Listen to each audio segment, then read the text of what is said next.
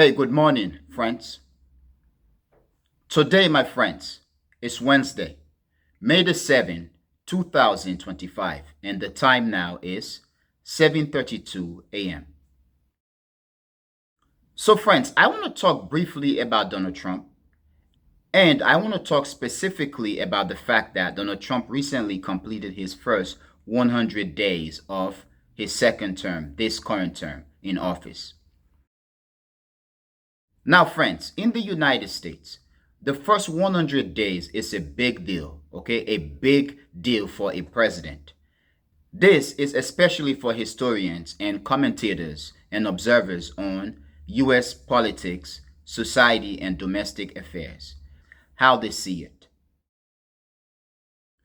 Now, my friends, for the president, after having assumed office, historians and observers, the media, and Americans, the average Americans, all of them pay attention to what the president is going to be doing in his first 100 days in office. Now, my friends, for Donald Trump, upon taking office for his second term, for this current term, he had been bragging a lot about what he wants to accomplish in office for his first or during his first 100 days. This is specifically probably due to the fact that during Trump's first term, when he took over the presidency, he was chaotic. His administration was chaotic. There were lots of things that were going on behind the scenes and lots of things that happened in the public. This is because Donald Trump, when he took over the presidency in his first term, a lot of things were not in place. And there are those who are saying that he wasn't expecting to win. So when he won the presidency, a lot of important offices were vacant for a long time. And friends, there are those who have said that the Trump administration and Donald Trump himself did not know what to do. He had no idea about running a country or so. Many historians and many observers and prominent observers on US politics, society, and domestic affairs, and those who've paid attention to the presidency itself, the various presidents, and the office itself, have concluded that Donald Trump, in his first term, he knew nothing or he was ignorant in terms of how the office is run and also in terms of how to run a country. And the fact that he wasn't expecting to win, okay, and he won the presidency in 2016. He came into office and was unable to fill lots of the position in the government. So it took him a while to get these positions filled. And as a result, there was a lot of chaos and issue with his administration. Now, Trump last year spoke a lot about what he wants to accomplish to the point where prior to the election, one of the hottest topic was the issue of Project 2025, which is very, very controversial to the point where Donald Trump basically stated that he has nothing or that he had nothing to do with Project 2025, which is a memo that describe how the government is going to run and a lot of the things that the president and his administration were going to do. Whether we are talking about firing a lot of people, which Donald Trump had done, whether we are talking about gutting DEI, which he had done, and so on and so on and so on. But he had accomplished a lot of things. But my question then is, even though Donald Trump has accomplished a lot of things in his first 100 days in office, can we say that the things that he had done, the things that he has accomplished, are good for America in the long term? All the things that he had done, will they make America great again, or will they diminish or destroy America? I have said many times that what we are seeing in the United States is the unpacking of the United States, the gradual collapse of the United States. Perhaps the United States has another 100 years or possibly 200 or more years. However, what I think is happening perhaps is the collapse of the United States. However, friends, the final collapse could happen 100 or 200 or more years from now. but we are seeing a gradual decline of the United States.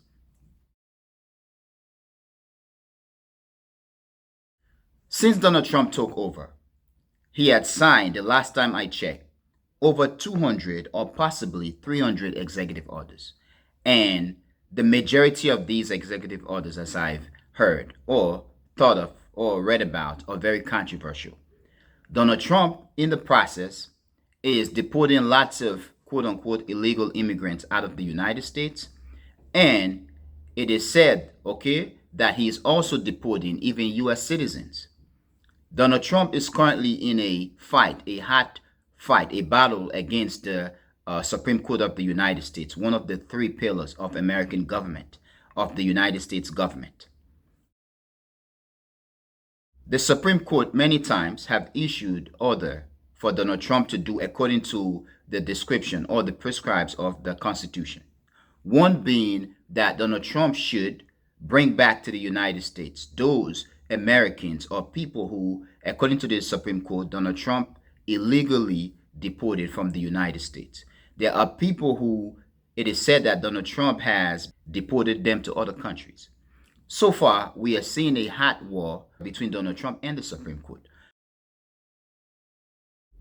However, my friends, what is interesting is that it was the same Supreme Court, led by the Republicans, that basically stated that Donald Trump can do whatever he wants, and that as long as Donald Trump can reason that his action is an executive action, he can do whatever he wants.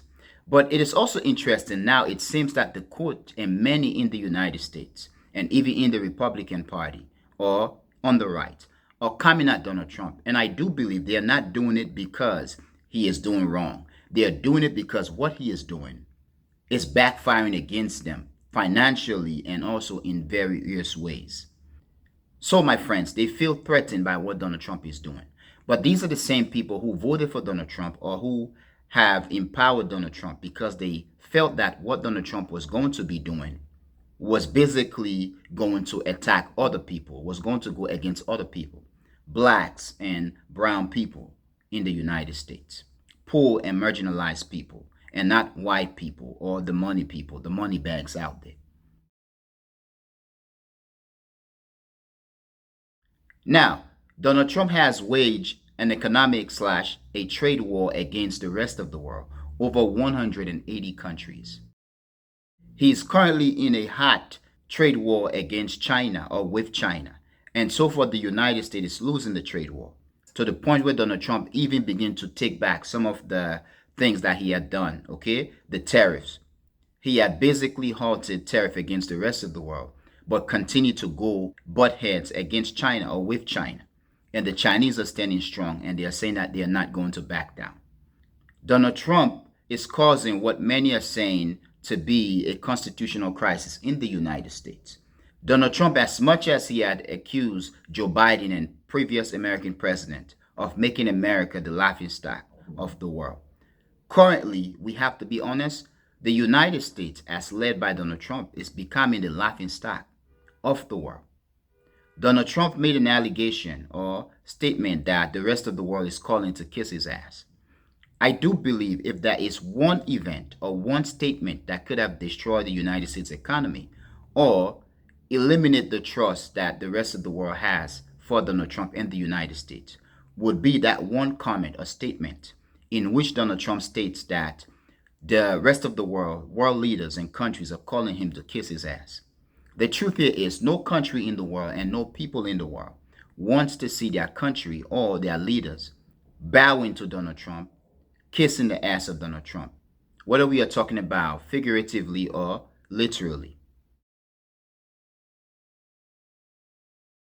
Donald Trump is doing so many things that to the point where even in East Asia, we are seeing the coming together of Japan, South Korea, and China, and other countries in Asia, Vietnam, even Singapore, are speaking as if they are considering a unified, okay, Asia, in which they focus on internal trade in Asia and begin to decouple from the United States. We are seeing the exponential expansion of BRICS. There are many Africans like myself who are calling for other Africans and even the giant of Africa, Nigeria, to join BRICS and begin to detangle themselves from the United States led Western financial and economic order. Donald Trump, because of his stupidity, he had continuously insulted Africa. And when he came to power, he insulted Africa as well with his travel ban. He had basically restricted travel to various countries around the world. In one executive order, over 43 or so countries will see restriction, travel restriction. On that first list, over half of the countries are African countries. In the United States currently, there is an issue with tourism. The US cities and towns are losing a lot of money, billions of dollars, billions of tourist dollars.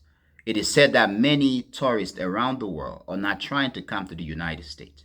As a result, many are going to Australia, Canada, and all over the world. Even Africa is seeing the expansion, okay, the increase in tourism. This is bad for the United States. Recently, the general Michael Langley, the American general, a black general, made an allegation against the president of Burkina Faso, Ibrahim Traore, saying that he is using the gold of Burkina Faso for his own protection. The question that I want to ask, and that many Africans are asking, so is it your gold? Is it your money? Is it your country? Leave Burkina Faso alone. And what many Africans, and including myself, are saying is that it is unacceptable the fact that the United States, whether led by a black man, okay, through a statement made by a black man, a black general in the United States, accusing Ibrahim Traore and basically plotting to assassinate him. We just saw the 20th assassination attempt, failed assassination attempt. Many Africans like myself are saying it is unacceptable and that Africa needs to fight back. For me, I am saying that whether Africans can say it is bad or not and want to protect Ibrahim Traore or not, my question is, are Africans willing and ready to die for it? Because the West is going to come back to take over Africa and to dismantle what Burkina Faso, Ibrahim Traore, and the Sahel Alliance have started. France and Europe are coming at Burkina Faso and other African countries, are making threats and presenting insults against Africa. Africa should be very concerned and should be ready to fight back. Recently, when Donald Trump took over, he restricted or he suspended USAID. Now, my friends, I believe and it has been disclosed that the United States continue and has benefited significantly in various ways through the various deals, okay, or interaction that it has with other countries around the world. USAID has always allowed the United States to have direct or indirect control or influence in the various countries and economies and governments in the world. By the United States restricting or canceling USAID to Africa and the rest of the world, I do believe, and many Africans are saying, that is probably the best thing that have ever happened to Africa. As much as Donald Trump is making these statements or passing these laws, issuing these executive orders to insult Africa, to create chaos around the world, he is basically making Africa strong. He's providing an opportunity for Africa to detach themselves, okay, or itself from the United States. Which then, my friends, in the long term, Africa does not have to listen to the United States, and Africa needs to begin to channel its own course. Now, friends, Trump came into power. He issued a travel restriction or a travel ban against various countries around the world. He is attacking black history in the United States. He is attacking DEI or has cut DEI in government. He is creating constitutional crisis or internal crisis in the United States. He waged economic war against or trade war against the rest of the world to the point where the United States is feeling the pinch economically. The situation in Gaza continued to get out of control. And the Gaza situation is now Donald Trump's situation, Donald Trump's war. The war in Ukraine continues to go bad for the West, and it is now Donald Trump's war. Africa is rising. We are seeing the revolution in Burkina Faso and in the Sahel, and Africans all over the world recently marched on the 30th of April in support of Burkina Faso, Ibrahim Traore, the Sahel Alliance, and African Union and African Liberation. We are seeing China fighting back. U.S. economy is declining. We are seeing the bond and the stock market in the United States taking a hit. Now, with all that, we can say truthfully that Donald Trump did accomplish a lot of things in just his first 100 days in office. But the question that I want to ask once again is, are these things that Donald Trump have done so far in his first 100 days in his second term in office good enough? Are they going to benefit America in the long term? Are they going to make America stable economically, financially, socially, and in other ways? Will they make America great again? My answer, my friends, is no. In the long term, I do think everything is going to backfire against Donald Trump, his administration, his supporter, and against the United States. Now, my friends, please tell me what you think, and I really want to know what you think. But friends, I'm going to stop here. I want to thank you for being a member of the Echoing Voice community, my friends. But most especially and most importantly, or most important, I want to thank you a lot for watching the Echoing Voice. Peace, my friends. Peace.